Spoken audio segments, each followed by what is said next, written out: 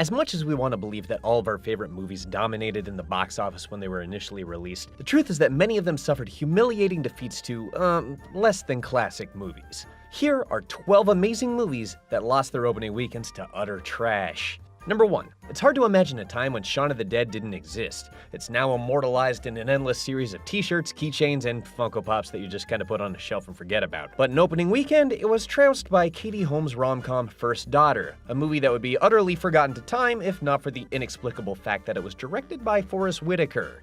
Number 2. Looper was such a nuanced, strange, and smart sci-fi movie that it earned Rian Johnson the role of directing Star Wars: The Last Jedi. It's lucky that he was noticed at all, considering Adam Sandler's vampire cartoon Hotel Transylvania slithered into existence with twice the box office gross. Number 3. Labyrinth is a cultural touchstone, and David Bowie's performance as the Goblin King defined the shape of the 80s as clearly as Bowie's costume defined the shape of, well, even still, the movie only made a fraction of the box office of Karate Kid Part 2, a sorrowfully forgettable sequel to a different 80s gem.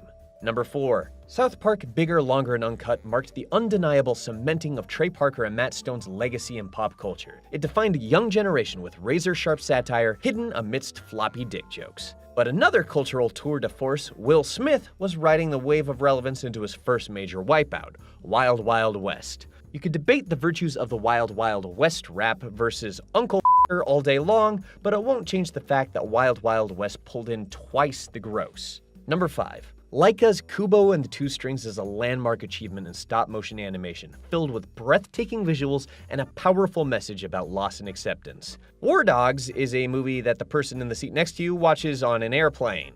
Number 6. Shane Black's The Nice Guys is a lovely little 70s throwback, and maybe most impressive about it is that it's a totally original release not based on an existing property or a remake. But by box office numbers, it seems that rather than seeing a new idea, movie-going audiences would prefer watching an animated movie based on a 7-year-old iPhone game by a factor of nearly 4-1. Number 7. The Little Mermaid is an absolute classic. You'd be hard-pressed to find anyone who'd debate that. At the same time, Look Who's Talking, a movie about Bruce Willis as a talking baby, beat it out.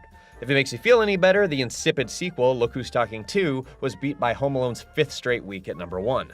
Number 8. We're lucky to have gotten Pacific Rim at all. Guillermo del Toro's passion project that vividly brought to life anime and Japanese kaiju sentai stylings on a scale that we've never seen. Still, you can't help but groan that it was beat out by Adam Sandler's Turdfest Grown Ups 2, a movie whose primary attraction is Kevin James falling off a rope swing.